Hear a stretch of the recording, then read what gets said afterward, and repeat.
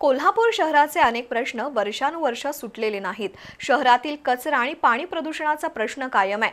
कोल्हापुरी चप्पल, गूळ, दागिने जगभरात प्रसिद्ध आहेत, पण या वस्तूंसाठी कोल्हापुरात व्यापारी संकुलाची कमतरता आहे।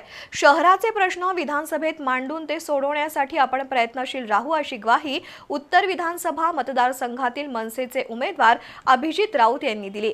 बापट कॅम्प जाधववाडी परिसरात झालेल्या प्रचार फेरीत ते बोलत होते। कोल्हापूर उत्तर विधानसभा मतदारसंघातील मनसेचे उमेदवार अभिजित राऊत यांनी प्रचाराचा धडाका लावलाय। त्यांच्या प्रचारासाठी Bapat camp, Jadhavwadi, Shivaji park, Ruikar colony परिसरात प्रचार फेरी काढण्यात आली। या फेरीला नागरिकांकडून चांगला प्रतिसाद लाभला। बापट कॅम्प, जाधववाडीमध्ये फेरीला प्रारंभ झाला। Ruikar colony, Shivaji park, Dabholkar corner, बेकर गल्ली, pearl hotel, Vrushali hotel, DMart, Aditya corner या परिसरातून ही पदयात्रा काढण्यात आली। यावेळी अभिजित राऊत यांनी मतदारांशी संपर्क साधून आपली भूमिका पटवून दिली। शहरातील प्रलंबित प्रश्नांवर विरोधी पक्षातील उमेदवार बोलत नाहीत, पण एकमेकांची उणीधुणी काढण्यात धन्यता मानतायत। कोल्हापूर शहराचा सर्वांगीण विकास व्हायचा असेल तर मनसेशिवाय पर्याय नाही।